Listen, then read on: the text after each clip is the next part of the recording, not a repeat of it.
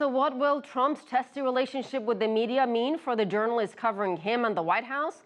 Let me turn to Edward Schumacher-Matos, a visiting professor of public diplomacy at Tufts University near Boston.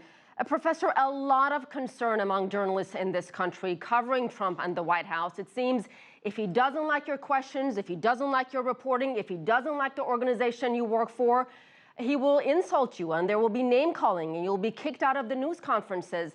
Is this the new normal under President Trump? Well, it looks that way, Asya.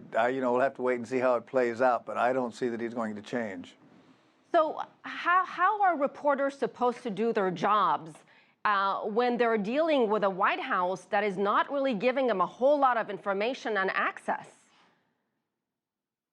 It's going to be very difficult for the people who cover the White House. But so much of the best reporting is not actually done from the White House itself. It's done from the people out in covering the other agencies and the different ministries of the United States government. It's done from people covering the states. It's done from people covering the world. So oftentimes I think while it's a prestige position to be covering the White House, so much of the better reporting is done outside the White House. And I think even White House reporters recognize that. Speaking of White House reporters, Professor, our White House correspondent, Jessica Stone, joins me here on the set, and she's got a question for you as well. Jessica. Mr. Schumacher, thanks for your time. I would acknowledge that a lot of good work does get done outside the White House, but there's also value of having an on-site press corps at the White House. And as you know, that's already been put into question by the incoming administration. With respect specifically to foreign media, we've had a really good experience with the current administration. What are your thoughts on concerns that have already been raised about foreign media in the new administration? Yeah, I don't see that Trump really cares much about the foreign media. He's such a creature, a media creature, and of the American media. And he not only is a big consumer of media, he is a media person himself. He knows how to directly reach out to the American public, and he's been doing that. He did it all through the elections, and he continues to do that, and he won't change his mode of operation, I'm sure. It makes it difficult, especially for the foreign media, to cover the White House.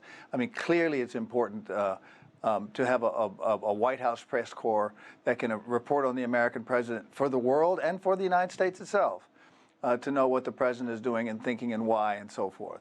But even under the Obama administration, while it had good relations with the foreign press, President Obama was not the most open of presidents for the White House press corps. And it's just been a general trend of presidents pulling back from their interaction with the White House press corps. It's a shame, but unfortunately that's the way it is. Perhaps it's understandable if you think that we've become a 24-hour news cycle where even in the White House you say, enough already.